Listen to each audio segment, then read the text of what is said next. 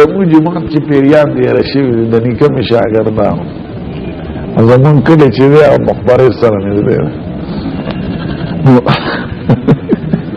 پیریان سبقونه وایي کنه دورې کې نحو وایي صرف وایي سلم یاد دی ملیان دی پکې او زمون د امت دی خپل مدارس خودم نشته خو زمون مدارس کې سبق زمون جماعت کې دی یو پیرو خو چانه پیژاند او دیوی با بلیده